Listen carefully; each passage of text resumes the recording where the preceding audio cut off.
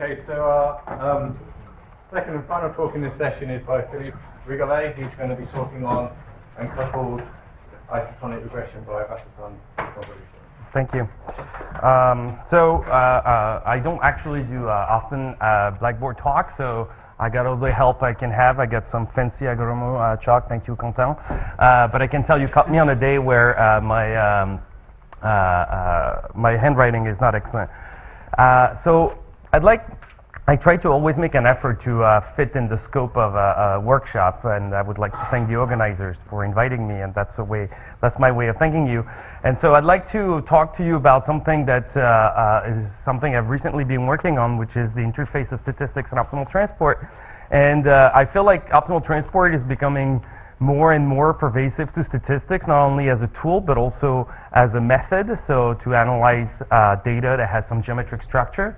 And today, hopefully, I will try to illustrate both aspects, mostly the first one, mostly how optimal transport comes not as the main thing we're trying to do, but as a tool to solve a problem that does not seem to call for optimal transport in the first place.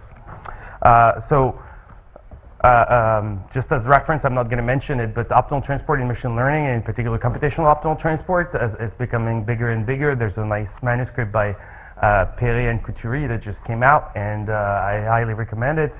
And there's, of course, the Villani Bibles that are out there. All right, so let me start with some problem that is not that new, which is isotonic regression. Okay, so I'm going to try to parse for you all these words. And so isotonic regression is the problem where you have yi, which is f of xi, plus xi I equal 1 to n. And I'm going to assume that f is a monotone function with bounded variation. So I'm going to say that f belongs to f sub v, which is the set of functions f that are increasing, and f goes from, say, 0, 1 to minus vv. Okay, so univariate isotonic regression. I'll talk about possible extensions later on. I'm going to put myself in the deterministic design. Deterministic. Okay, and I'm going to assume for now that xi I are iid with from some distribution d, and I will typically require that it's sub-exponential, so think of n01 for now, if you want to have something concrete in mind. The measure of performance I'm going to be interested in is f hat minus f in p norm, which is defined as just 1 over n sum from I equal 1 to n of f hat of xi minus f of xi to the p, and that's going to be my p norm to the p. Okay, so probably all of you know these results by heart. So if I look at standard results,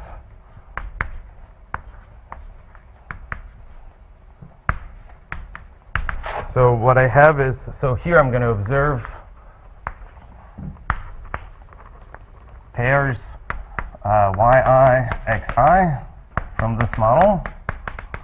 Okay, so my picture sort of looks like this. I have my monotone function f, and I observe a bunch of points like this, and I'm trying to reconstruct this function. And so this has been studied quite a bit, and we know the minimax rate. So first of all, I apologize to all the people that I will not cite because I just don't have time to write them. I will try to mention some references out loud. But the one I'm actually citing here is the one from Sunwoo Jang in 02, but earlier results came in papers by Nemirovsky, Polyakov, and Sivakov, and Sarah in the early 90s.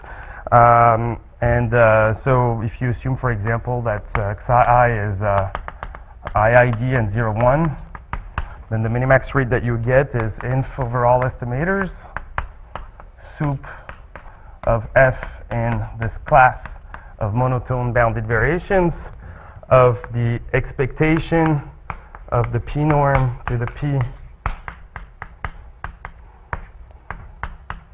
1 over p. Then this thing is of order, so this is upper and lower bounded by a constant times v over n to the 1/3.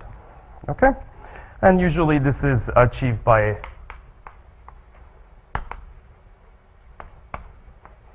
these squares.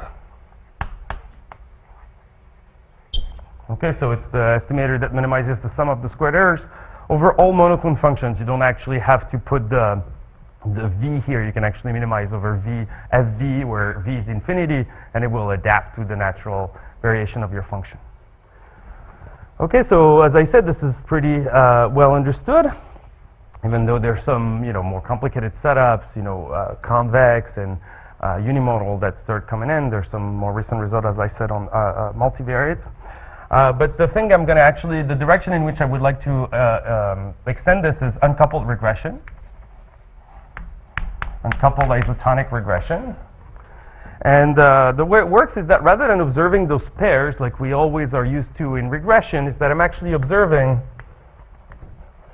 just the multisets x1, xn, and the multiset y1, yn. So those are two multisets. But I don't know which one corresponds to which. So there's another way to view this, is to assume that somebody just slapped a permutation on my vector of y's, for example, and that's a latent permutation that I don't know.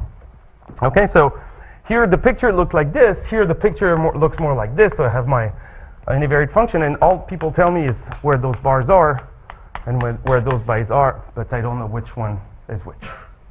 Okay? So why would I want to do this? Well, there's actually a paper by Alexandra Carpentier and Teresa Schulte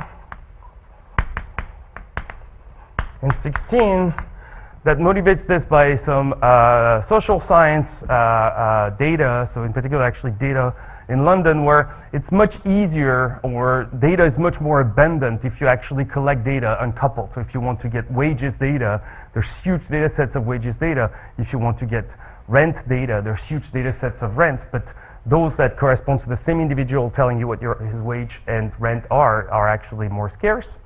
There's some other examples related to privacy, where people might not want to actually give you two different observations at the same time. There's some problems related to flow cytometry. I'm repeating this term as a monkey. I have no idea what this is. There's other examples from image registration. So there's some examples where those come. Actually, those have actually appeared in some literature on the linear model. So rather than assuming that your function here is univariate monotone increasing, you can assume that you have a linear function which is multivariate. So here your xi's would be multivariate. And it's coming, there's 4 papers on this, and there's 4 names for it. The first one is unlabeled sensing. So it's coming from the compressed sensing literature. It's coming from the Viterli group at EPFL. There's something called shuffled linear regression. There's another one called linear regression without correspondence, and the last one is linear regression with an unknown permutation. So hopefully you should see how all these terms make sense, and they're essentially telling you that you have y, which is a permutation, which is a known, times some matrix x beta plus noise. Okay? We're not going to look at this. We're going to look at the direct one, but those actually provide a bunch of motivation for this. Okay, so here I'm actually making my life a little hard because I want to go full non-parametric. That's the power of shape constraint estimation. So I want to go full non-parametric on my function f, but I have very little information in my data. So the first question is, can I even solve this problem? All right, then if I have no noise, it is actually doable. So if xi's are all equal to 0, then I have my function f that goes like this. And then, if I sort my xi's and I sort my yi's and I pair xi with yi, so I'm going to get points that are exactly on this curve, and then I can actually do it, right? You sort your x's, you sort your y's, and you match the smallest x to the smallest y, second smallest to second smallest. So this is doable, at least in the limit when this noise is not 0. But if I start having noise, it's really not clear that you can actually solve this problem in the first place, right? There's many choices. So of course, the fact that f is monotone is going to be playing a crucial role. In some sense, this is essentially the minimal assumption that you can put. So it's not just I want a broad shape constraint that frees me from assuming smoothness. What I want is really this is the minimum thing I can actually hope to get if I want this problem to be even identifiable. And you can even see it in the noiseless case. If my function f started going down, this is not something I could actually start doing. Okay, so let's start with the result. So throughout, I'm going to assume that my naughty distribution is known. Otherwise, there's actually no consistent estimator, so I cannot really escape that one. And the theorem goes as follows. So if psi 1 is bounded by 1. So here I'm assuming sub-exponential noise, all right? So essentially, moment-generating function exists in the neighborhood of 0. And then there exists fn hat and a universal constant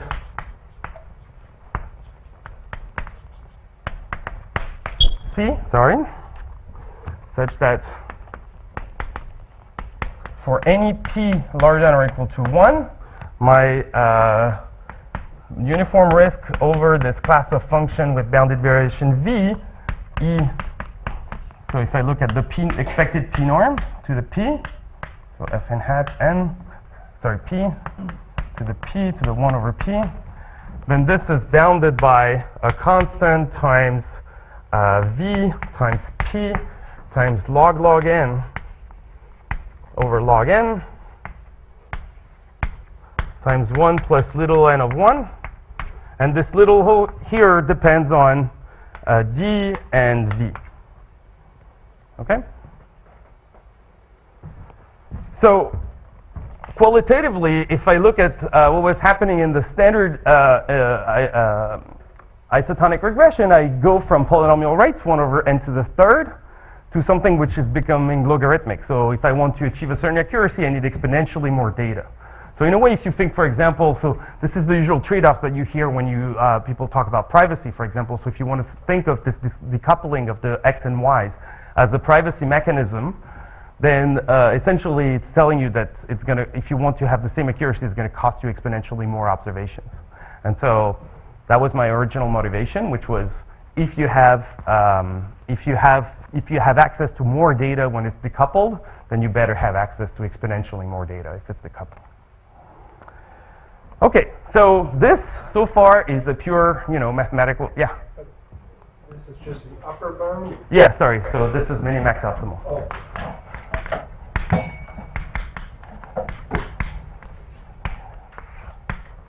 I thought I didn't need to say that anymore. I worked hard for 10 years so that I didn't have to say that. Yeah. So not only that, but you also need D known, which seems really strong. I need to know what? D. Right. Yeah, I need to know D, yeah? Which seems like... But otherwise this problem is impossible to solve, right? Yeah. Because if you don't tell me anything about D, then I can put any function I want. So we'll see actually that this problem has bearings with convolution, and in the same way as convolution, if you don't know what your convolution noise is, this is not a problem that you can But solve. in the original problem, you didn't need to know D, so... No, I didn't need to know D, yeah. That's maybe an even bigger difference than needing exponentially more data. Yeah, that's... Yeah, so, I mean, well, I guess that's a matter of perspective, for one. But I'm sure Mark Blows is okay with assuming that D is Gaussian. Well, now it's normal 0, 1, rather than Gaussian I'm fine with, but you need to know the variance. I need to know the variance, yes. Which I'm not okay. Okay. All right. I'm chairing your session. Okay. So so now I would like to talk a little bit about. So I promised you that so far it's pure statistics, and I promised you that I was going to talk a little bit about optimal transport. Yeah. Does the estimator need the knowledge of V? Yes, it does. Also. We'll see that in a second. So that's something we can probably get rid of, but right now we just made our life simpler, and we just wanted to make sure that our estimator had bounded variation the same. So we need an upper bound on V, I guess, and that's the upper bound that's going to show up. But yeah, we right now, but I think this is something that can be actually taken care of, especially because we know D, which is which is basically knowing F. The variance is very, very small. So let's say it's Gaussian and the variance is very, very small. It's almost If the variance is very, very small, sorry? of the noise. Yeah. Then it's almost noiseless, and I can imagine an algorithm which would again do that sorting on both X and Y, and I should be almost back to the original regime. Yes. Yeah, so here this is as you can see, I removed the variance from the scaling of this problem. So I could play around with that as well and have the variance and have this vanish as my variance goes away. So then when you say it is minimax optimal for what noise model? Oh yeah, so it's minimax optimal. So here for the lower bound, what we put in was p is equal to 1 because the p norms are ordered and I'm not doing p infinity, and I put the noise to be Gaussian. Just following up on that remark, there is this phenomenon of deconvolution, ordinary Gaussian deconvolution. Again, you get these wonderful rates, which are, you know, Yeah, so I'll get to that. but if you permit the scale to go to 0, The scale of the Gaussian part, the variance, you mean? yes, there, sure. Then all of a sudden, there's a point at which the rates become human. Yeah. So so this is we'll see that this is actually a deconvolution problem in disguise. So the same phenomena should arise. So there's just one little thing that we have to be a little careful. So it's deconvolution in a very specific metric, which is really to optimal transport, and I might actually get to this at some point, but not yet. So if you have as a noise n0 sigma squared, could you report how the lower bound depends on sigma squared? Yes. How does it depend? I could. Yeah, so it's going to be sigma square plus sigma plus v times v. How can you call something optimal when it's log n over log n? When it's what? When it's log n over log n, how can you call it optimal? Well, I call it minimax optimal. It's very Do you slow. want me to It's just very, very slow. So. Yeah, it's very slow. Well, it depends on how much data you have. Big data. Billions. All right. Any other question? Or any other comment about the weakness of this result?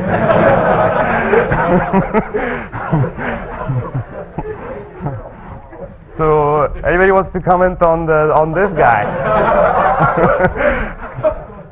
All right. So, let me talk about optimal transport and how it enters this picture. Okay, so optimal transport is actually probably the bulk of the publications on optimal transport. The main thing that they extract from optimal transport are the so-called Wasserstein distances.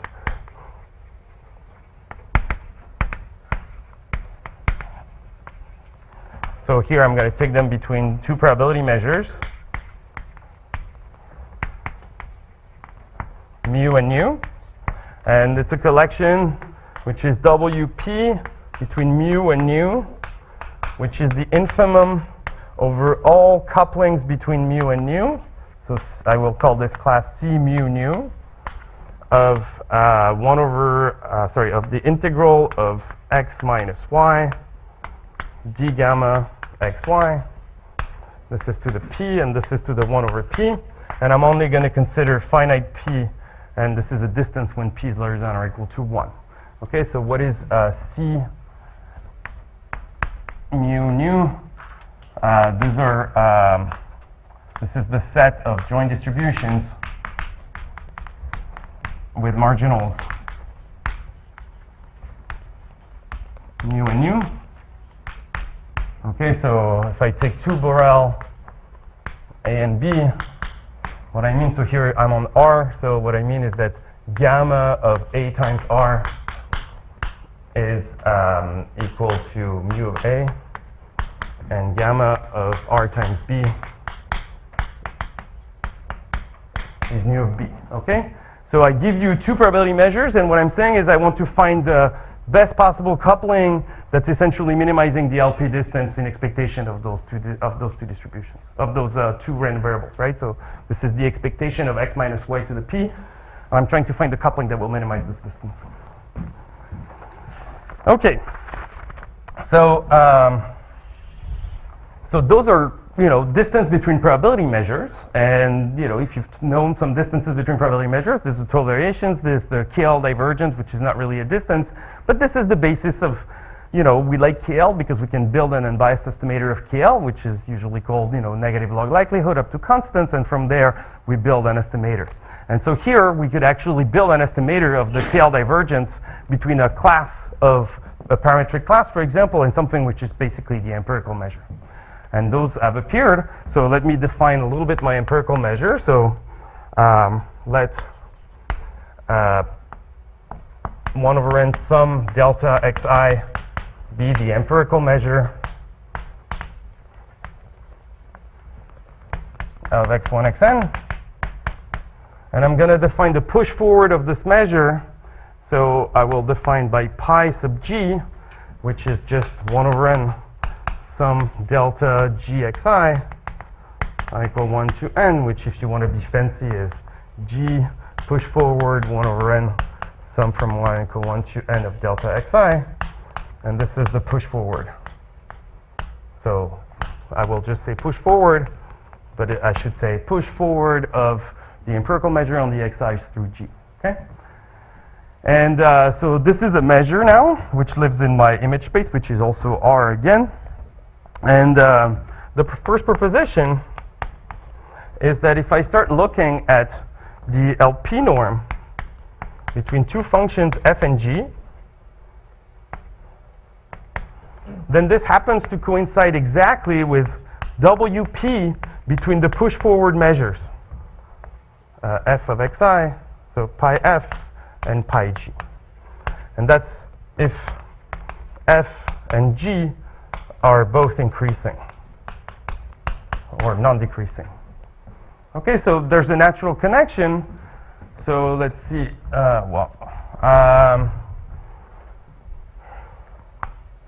okay, let me prove that so we just get a little bit of flavor and we can play a little bit with this. So the way I'm going to prove this is that I'm going to exhibit one coupling that gives, when I plug it in this definition right here, I'm actually getting the thing to the left, and then I'm just going to argue that it's optimal.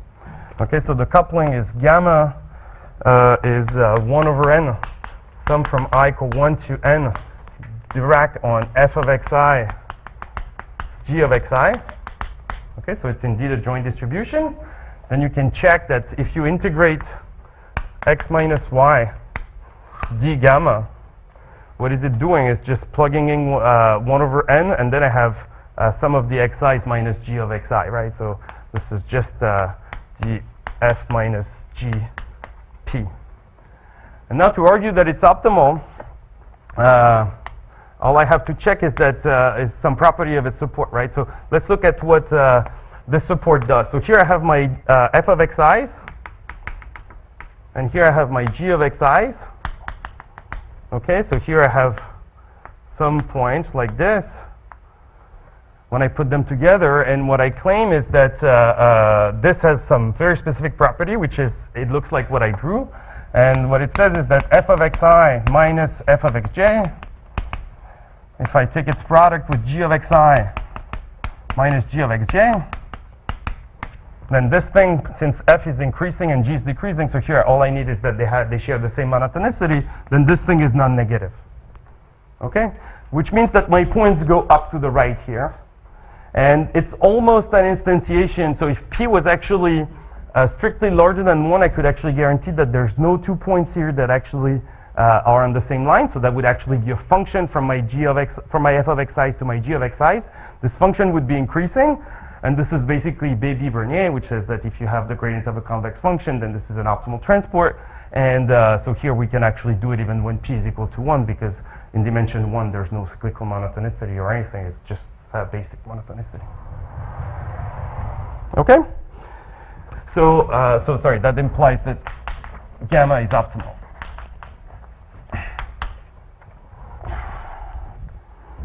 Okay, So now I know that really what I want to do is to find an f hat which is close to f in p norm, which is the same as finding a p f hat which is close to pi f hat, which is close to pi f in wp.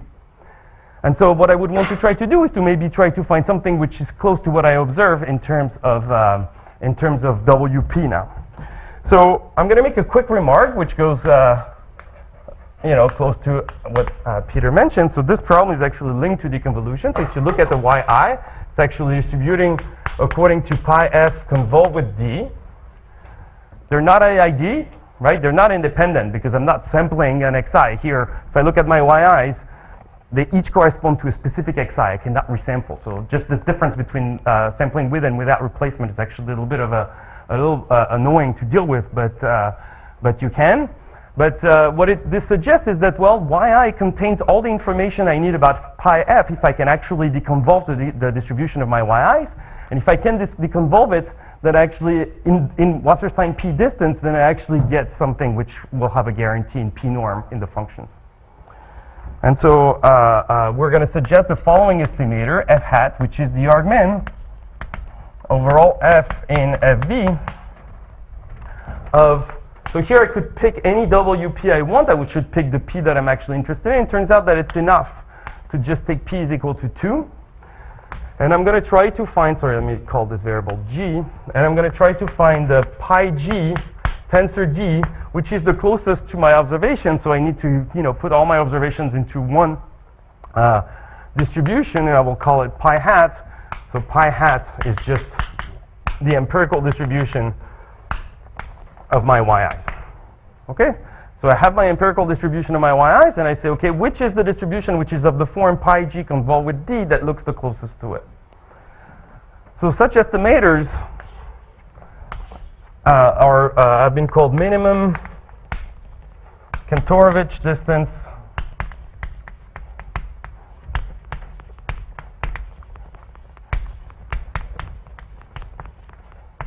by Bassetti et al. In 06.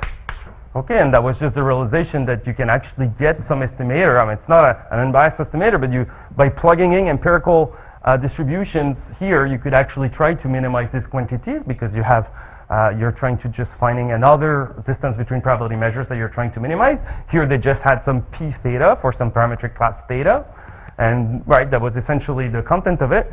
Since 06, the word Kantorovich distance seems to be preferred.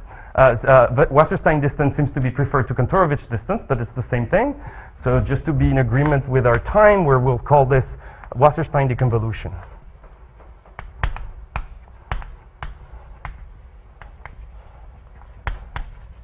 Okay? So this is just what we call Wasserstein deconvolution. It says if you have a convolution problem, the way I want to solve it is by just minimizing this W2. There's many other ways to do deconvolution. Usually what people do is they go into Fourier domain and then they divide, and there's some smoothing involved, and there's a bunch of different things that go into this. Here we just say, okay, just minimize this criterion. Right now, it should not be obvious to you how to do this. This is infinite dimensional. It's a non-convex infinite dimensional problem, which I would have to work a little bit, but we'll actually make this doable. Okay, so I've defined the words of my title in 30 minutes, and in 15 minutes I will tell you what's happening. Okay, so let me convince you first that this is actually a good idea, at least if you're in one dimension. And so what makes, I don't know, maximum likelihood estimation a good idea? Well, maximum likelihood is just just an average, where you replace an average by an expectation by an average, and so you have the central limit theorem fluctuations, and so point-wise you have something that works. And so let's look at what's happening point-wise. So if I actually have, let's say, Z1, Zn that are IID from some mu, and I write mu hat, which is the empirical distribution, delta Zi. Okay, so the question is this thing small? Right? Do I actually have some guarantees on how close this thing is? And yes, this is actually known to be small. This is less than 4 over root n integral absolute value of x. Sorry, that's going to be difficult. square root, okay, let me write it somewhere else. So W2 squared mu hat mu is less than 4 over square root n integral absolute value of x square root f of x 1 minus f of x, so that's the CDF associated to mu dx, so that's the result by Bobkov and Ledoux in 14. All right, so we have this thing in 1 over square root of n, and here you can see that this term is less than the probability that z, so I should write dz of course, but this is the probability, let me write z. Z, and z. All right, so probability that z is larger than little z. All right, so this is an upper bound on this quantity, and you can see that essentially the moments of the tails of z are going to show up, right? Right, so this is the probability that capital Z is less than little z. This is the probability that capital Z is bigger than little z. And so you have this thing, and so if you actually upper bound this thing, you end up with something which looks like W2 squared of mu hat minus mu is bounded by a constant times the squared psi2 norm of z, psi1 norm of z divided by square root of n. Should be a square on that one side. 1 over root n. No, there should. 1 over root n is an empirical measure.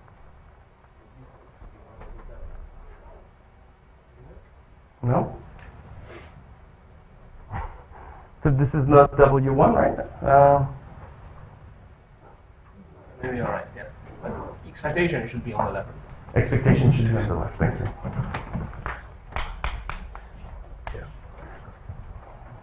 Save your soul. Yeah.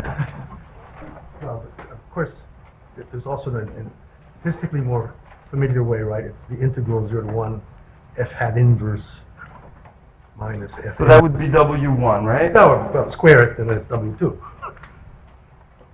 Integral of the square du. Sure.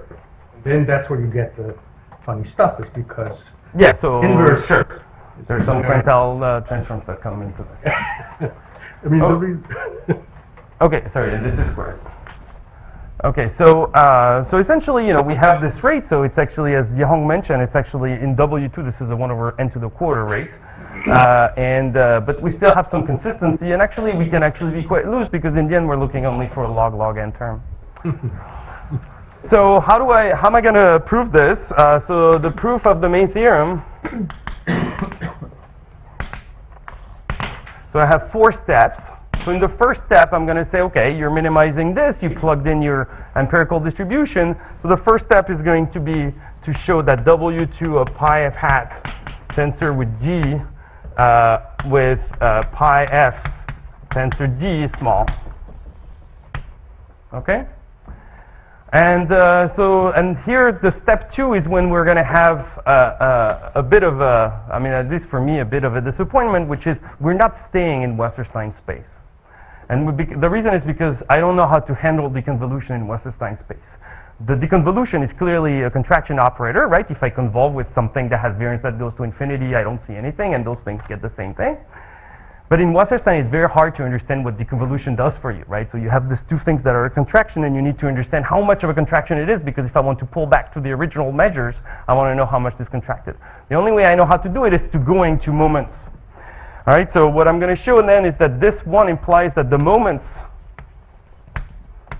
of pi f hat d and pi f d are close.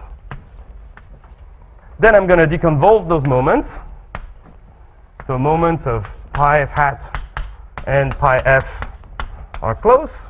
And then I'm going to say that if the moments are close, then WP has to be close.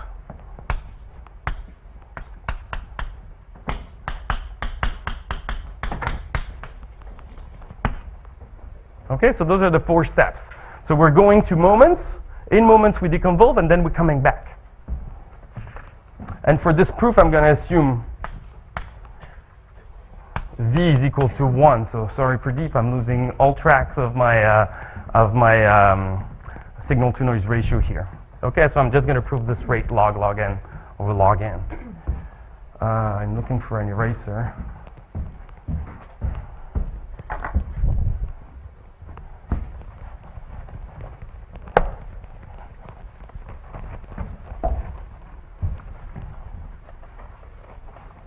So I'll just, so, you know, unlike what Ian mentioned, none of this is hard to prove. The proof is that we did it. And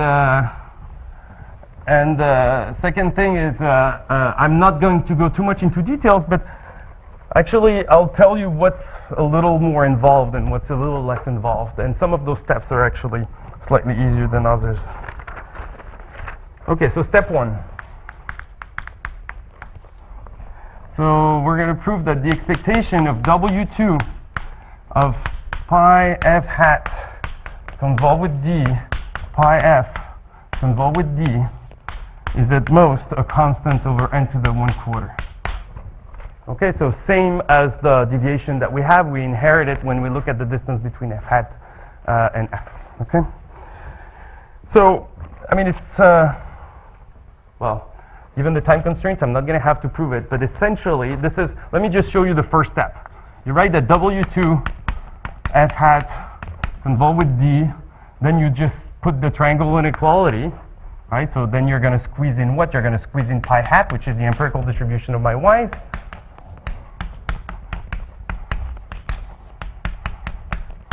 And then this guy, since f hat is a minimizer, this guy is actually less than W2 pi f hat tensor with d with pi hat. Okay? I'm sorry? Sorry, the opposite, thank you. I don't want to add randomness, to remove it at some point. Okay, and now I could try to pretend that this is just the Babcock-Ledoux result. It's not quite it, because as I mentioned, the yi's are not drawn IID from this distribution. This is a matter of sampling with versus sampling without replacement. Remember, I'm taking all my xi's and I'm pushing all my xi's through f. I'm not taking one xi at random and pushing it.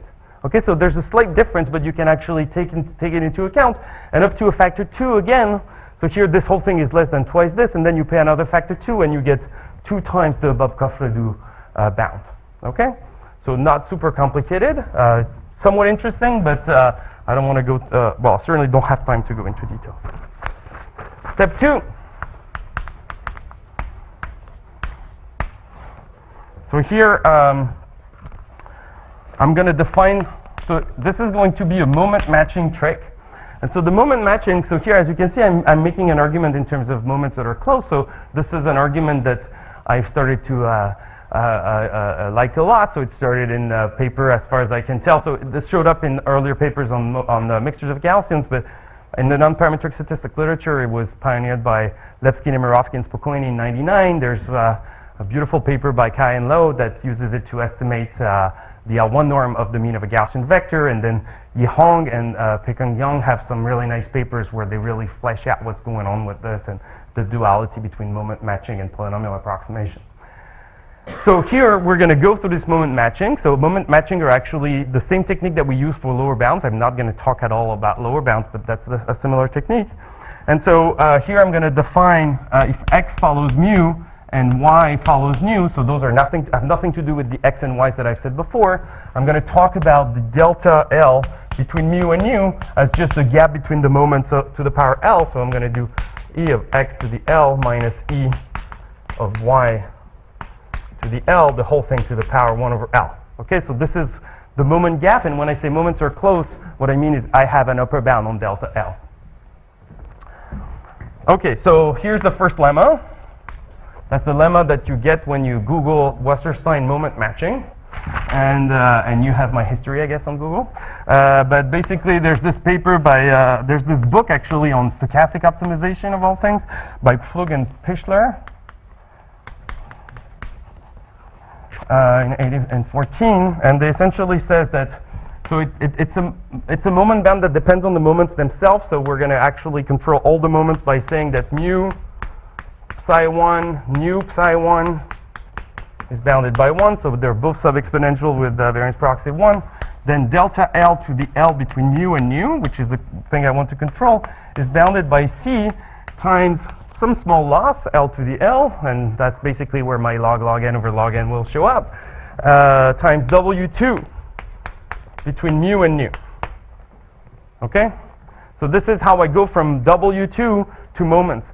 And keep that in mind because, you know, when I'm only 15 minutes out of time, I will mention something about the non-super smooth case where you're hoping to get better rates. And this is preventing me from using W2, or at least this result.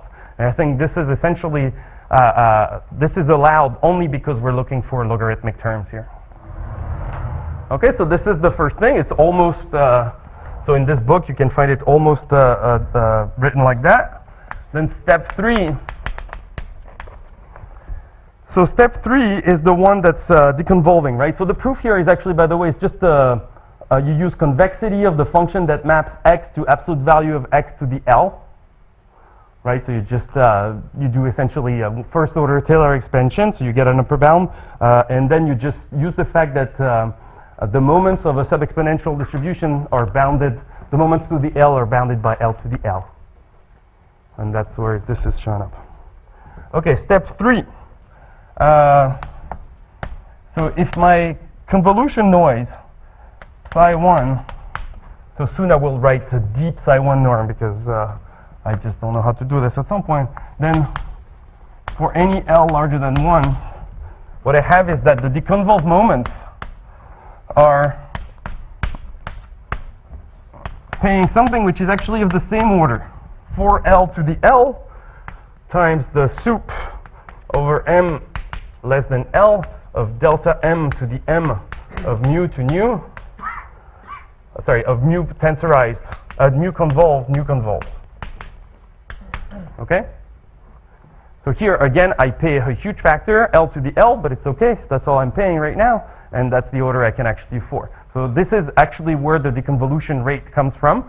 So this is something, if you start having some more properties on, I don't know, D as kinks around 0, then you would be able to get something better here. Okay, so this is a pure deconvolution. So here the way you actually write this is you say, okay, the moment during function of this guy is the product of the moment during function. I take a differential, I take the derivative and I apply the product rule. So not super complicated. And I'd like, finally, I'm happy I have, in 1 minute I can get to step 4, which I think is the key result.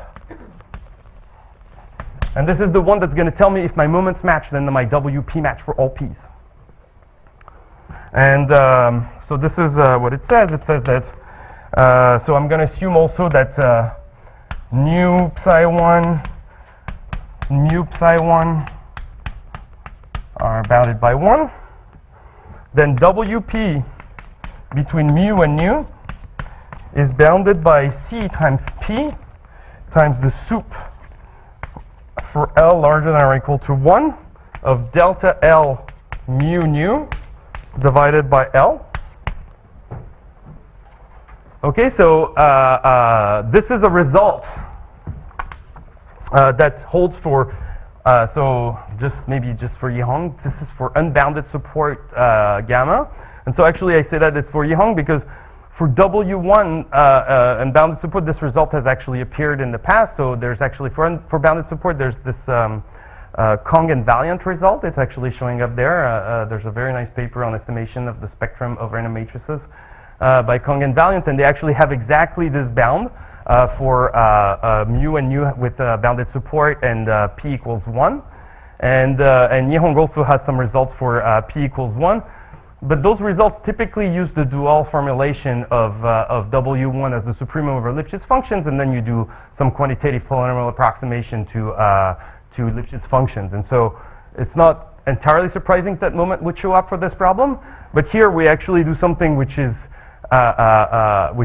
quite different. So we use essentially this being upper bounded by some weighted TV distance, which is probably the starting point of most bounds on WP.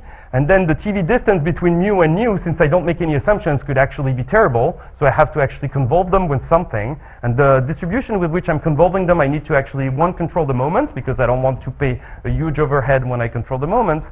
And 2, I want to make sure that they're actually close to the original ones. Also, and I need to do some Taylor expansion, so I need to control the derivatives at 0. So I have no time to talk to you about this. But let me, in the -5 minutes that I have, I will just conclude by telling you where the trade-off that gives you this this, this rate that I erased, which is log n over log n again, shows up. So let's see. So it's going to be quick. It's going to be probably 2 minutes tops. Okay, so this is how it goes. So the first thing is, so here I have everything as a bound on this thing, on this delta L, and delta L could typically go to infinity. But remember, my mu and nu, when I apply it to pi f and pi g, are actually bounded variation. So delta L between pi f and pi f hat, and Richard, this is where I need f hat to have bounded variation, is actually bounded by 2 times v, right? So the moments of bounded support functions are satisfied this, which for this, the purpose of this proof is 2. Okay, so what do steps 2 and 3 give me? So steps 2 and 3 give me that if I look at, so the quantity of interest for me is delta L pi f hat pi f divided by L. So this is bounded by, so I first apply step 3. And then I get to the convolution, and then I actually plug in those convolve guys here, okay? And so what I'm getting is that this is less than a constant times L squared, so there's an L to the L coming from this guy and L to the L coming from that guy, so that's L to the 2L, but I'm taking a power 1 over L here. So then it's time W2 pi f hat star D pi f star d to the 1 over L. And then this is minimum with my v right here, which is 2. So I will write 1, and then it's divided by L. Okay? Now, step 1 tells me that this thing is bounded by 1 over n to the quarter. So now, what I have to do is to just find the maximum over L of the function L squared over n to the quarter. So I'm going to cancel this L squared with this L and 1 over L. And you can check that the L that you need to take is a constant times log n over log n. What? This is the minimum, yes? This is the minimum? You're maximizing over L? Minimum over L. Yeah, so I'm maximizing over L, the minimum of those two things. L equals n to the 1 over 8 here? I'm sorry, what? Why wouldn't I take L equals n to the 1 over 8 here? Why wouldn't I take L? Okay, let me check this. You're right. What? There should be an L to the L somewhere. Yeah, there should be an L to... no. Oh, sorry. This is n to the 1 quarter to the L. Sorry. Thank you.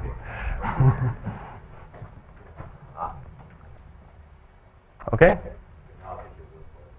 Yeah. So it's just this guy right here that I forgot to put in here. So now you put this L in there, and that's how you get it. And in particular, you can see that this n to the 1 quarter could be any 1 over poly n, and that would be fine. So in many places, this log n over log n rate would allow us to be extremely wasteful. And in particular, this is something that allows us to be wasteful when we do the numerical example. So by that, we basically do a discretization at scale, say 1 over n to the 1 quarter, because this is a non-convex problem. And once you do the discretization, you essentially first relax to optimizing over all measures of the form. So rather than doing pi f hat with d, you just say any measure convolve with d, and then you need to round it to a push measure, and the way you do it is just by taking a quantile transform. So you just say, if my measure on the discrete set is not a multiple, an integer over n, I just round it to an integer over n, essentially. Okay, so I don't have time to talk to you more about the efficient estimator, and I don't have time to talk to you more about step 4, so I invite you to look at the paper when it's going to be out, which will be by the end of the month. Thank you for your attention.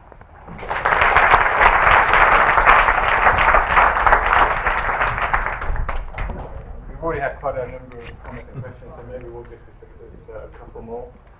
I mean, so you have these kind of, as you say, wasteful upper bounds, and the optimality of the lower bound somehow must strongly depend on you picking Gaussian noise. So, I mean, if you take like Laplace errors, for instance, where, I mean, from the interpretation of it as a deconvolution problem, you would start to think you can get polynomial rates. Not for Laplace, right? So I need something that has Polynomial tails, yeah. under Fourier transform. Yeah. Yeah, so this is not gonna happen, right? Of course, I'm not gonna prove deconvolution rates that are faster than slower than the. I mean, I'm trying to understand the lower bound. So if you have a like from a deconvolution problem a more friendly error density, would you think that this factorizes in being able to obtain better upper bounds in your problem? Yeah, so clearly if I have a friendlier error, just like this is deconvolution with the WP error at the end of the day, and there's been some work by Dedeker and Michel in particular that's worked on this. They use the standard machinery from deconvolution, not this minimum Kontorovich distance estimator. But you're right, if D is friendlier from the perspective of deconvolution, I should get faster rates. And certainly my lower bounds, I could probably handle the lower bounds fairly easily because the lower bounds are sort of extrinsic to this whole optimal transport business. However, as I said, the place where I'm actually basically stuck in this log thing is this bound. That's the one that says W2 is somehow controlling the distance between my moments up to this thing, and as soon as I start throwing some L to the L where L is my moment, I'm stuck in some logarithmic range. That's an artifact of your proof. No, this is tight. No, but I mean, from a statistical point of view, if I have... This is an artifact of my estimator. So Yehong would probably tell you just use moment matching then. So my guess, if you have a more friendly error density in your problem, is the minimax lower bound of a polynomial rate? Yeah, you can. You do well. So we didn't study it explicitly, but it's definitely clear that it will. You will recover the usual deconvolution rate.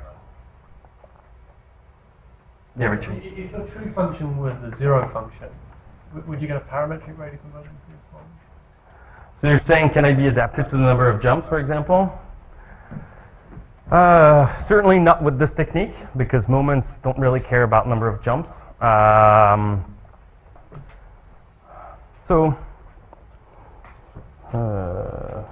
Yes, I would get a faster rate, because deconvolution is mixtures of Gaussians, right?